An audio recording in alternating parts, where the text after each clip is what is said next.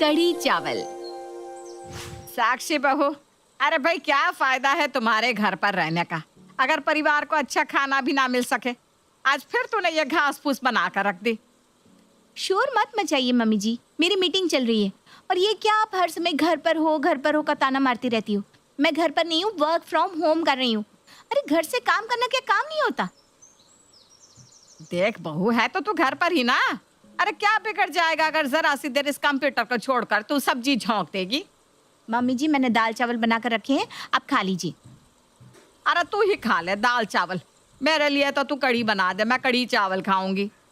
अरे मम्मी, कढ़ी कोई 10 मिनट में बनने वाली चीज़ है क्या? घंटे लगते हैं उसे बनाने में। प्लीज़ आप ना दाल खा लीजिए, मैं कल बना दूंगी कढ़ी। पता नहीं कैसी बहू आ गई हमारे घर, 2 फुलके बनाकर खिलाने को राजी नहीं है। अरे हम तो चावल खा लेते हैं, फुलके मांग भी नहीं रहे, लेकिन चावल के साथ कुछ तो बनाइए बहू रानी। इसके हिसाब से चलूंगी ना तो ये रोज दाल चावल और खिचड़ी बनाकर खिला देगी।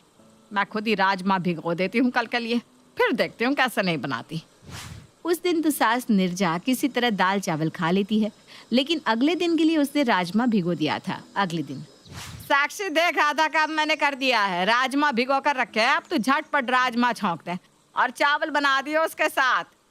मम्मी जी, आज मेरी इंपॉर्टेंट मीटिंग है और हाँ, राजमा बनाने में बहुत समय लगता है। अब प्लीज़ कोई मेड लगा लो ना खाने के लिए। अगर आप तूने खाना बनाने में जरा भी नखरे दिखाए ना तो मैं अनशन पर बैठ जाऊंगी। हाँ, तुझे पता है ना मुझे मेड के हाथ का खाना नहीं अच्छा लगता। सास की बात सुनकर बेचारी साक्षी रसोई में जाकर जल्दी जल्दी राजमा बनाने लगती है। लेकिन राजमा तो भाई राजमा है, उसे बनाने में पकाने में उतना ही समय लगेगा जितना लगा करता है, जिसके कारण वो मीटिंग अटेंड करने में लेट हो जाती है। क्या बात है साक्षी, तुम्हें मीटिंग का टाइम पता नहीं था क्या?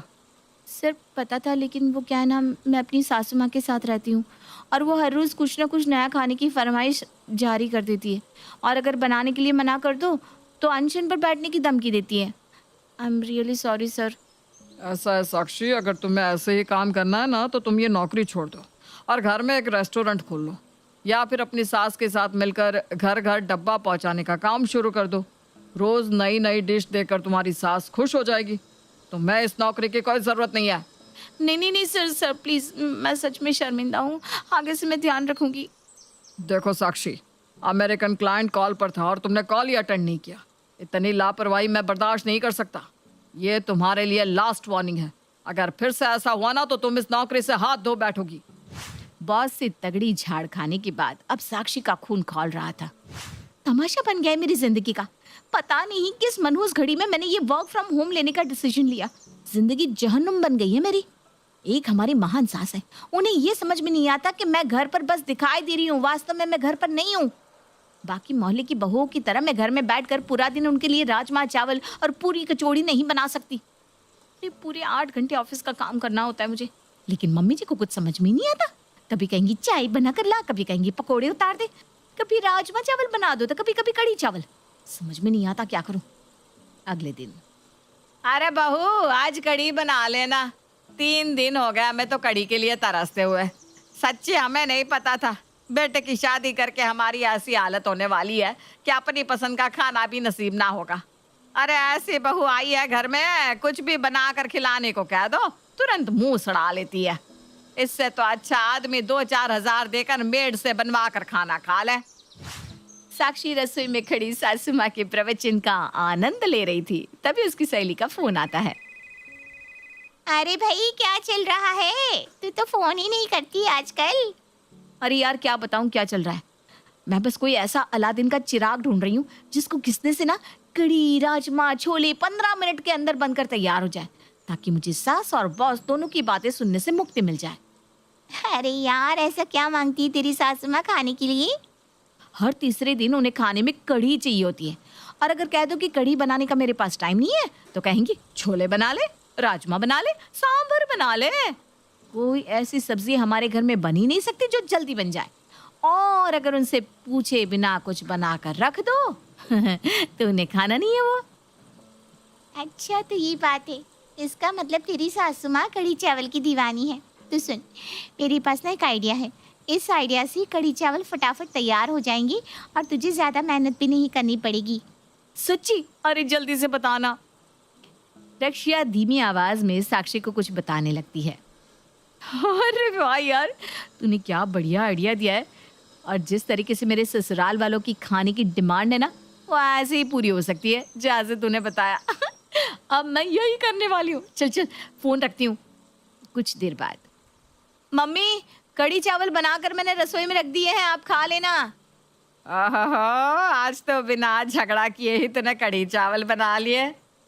नीरजा रसोई में जाकर देखती है कि बड़ों से भगोने में भरकर कढ़ी रखी हुई है। अरे वाह, इतनी सारी कड़ी, आज तो मजा ही आ जाएगा। नीरजा अपने लिए थाली में खाना परोस लेती है और कड़ी चावल की तारीफ करते करते पेट भर के खाना खा लेती है।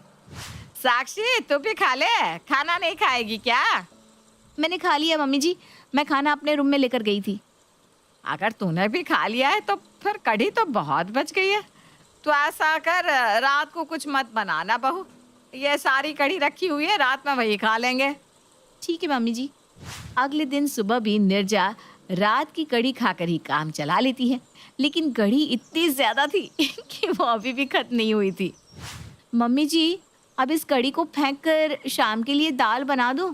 अरे नहीं नहीं नहीं, इतनी बढ़िया कड़ी बनी है। और कड़ी ना कभी बासी नहीं होती। कड़ी को तो जितना बासी करके खाओ ना, उतना ही स्वाद आता है उसमें। तो ऐसा कर, अपने लिए तुम लोगों को जो बनाना है बना लो, मेरे लिए तो तू कड़ी रख दे, मैं कड़ी से ही रोटी खा लूंगी। ठीक है मम्मी जी। अगले दिन सुबह, अच्छा बहू, तुझे रोज रोज मेरे लिए कढ़ी बनाने में दिक्कत होती है ना, तो ऐसा कर, ऐसे ही इकट्ठी कढ़ी बनाकर रख दिया कर। 2-3 दिन मेरा काम उसी से चल जाया करेगा।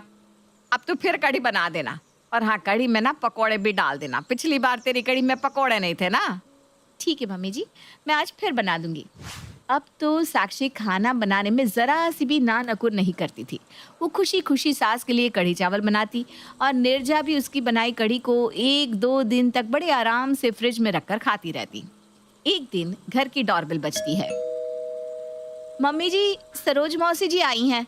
आरा सरोज, बड़े दिनों बाद इधर की तरफ आ गई है। हाँ दीदी, आजकल समय नहीं मिलता ना। वो क्या है ना, चौक वाले गुरुद्वारे में लंगर शुरू हुआ है। उनके लंगर में इतना बढ़िया कड़ी चावल मिलते हैं, क्या बताऊं, खाकर मज़ा ही आ जाता है। आज मैं आपके लिए भी लंगर से कड़ी लेकर आई हूँ। आप भी प्रसाद को चख कर देखो। आपको तो कड़ी वैसे भी बहुत पसंद है ना। हाँ, बात तो तेरी सही है, कड़ी मुझे बहुत पसंद है। लेकिन तूने अभी मेरी बहू के हाथ की कड़ी नहीं खाई। अरे इतनी बढ़िया कड़ी बनाती है ना मेरी बहू कि बस खाने वाला अपनी उंगली चाटता रह जाए। पर एक कमी रहती है, बहू कड़ी में ना पकोड़े डालने में बड़ी कंजूसी करती है। और फिर कड़ी में पकोड़े ढूंढने में ना मारा मारी हो जाती है हमारे घर में। अच्छा भाई, इतनी तारीफ कर रही हो तो लाओ, हमें भी खिला दो ज़रा बहू के हाथ की कड़ी। अरे क्यों नहीं, तू बैठ, मैं अभी लेकर आई। दीदी बस थोड़ी सी लेकर आना, मुझे चखना ही है। खाना तो मैं गुरुद्वारे से खा कर आई हूँ। नीरजा अपनी बहन के लिए कटोरी में थोड़ी सी कढ़ी लेकर आती है।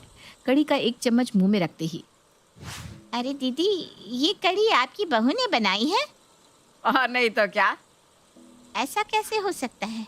आपकी बहू ने तो बिल्कुल वही टेस्ट की कड़ी बनाई है जैसी मैं अभी लंगर से खा कर आ रही हूँ। अरे ऐसा कैसे हो सकता है? अरे दीदी, क्यों नहीं हो सकता? आपको यकीन ना हो तो अभी डब्बा खोल कर देख लो।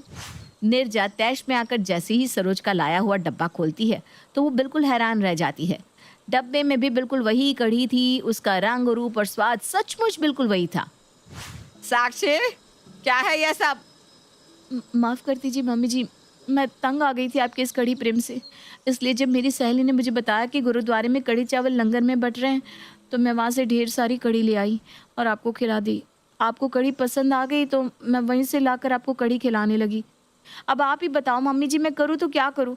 या तो मैं घर में रोज़ आपको ये 56 भोग खिला सकती हूँ या फिर अपना काम कर सकती हूँ।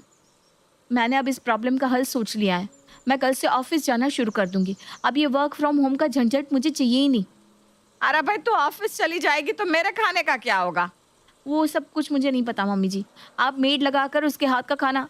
अरे बहू, नहीं नहीं नहीं नहीं, तू ऐसा कर, जैसा चल रहा था ना चुपचाप ऐसे ही चलने दे। मुझे लंगर वाली कड़ी खाने में कोई दिक्कत नहीं है, बस तू ऑफिस मत जाना। मुझे ना अब तेरे हाथ के खाने की आदत हो गई है बहू। और अंत में कढ़ी चावल का मुद्दा हमेशा के लिए हल हो जाता है।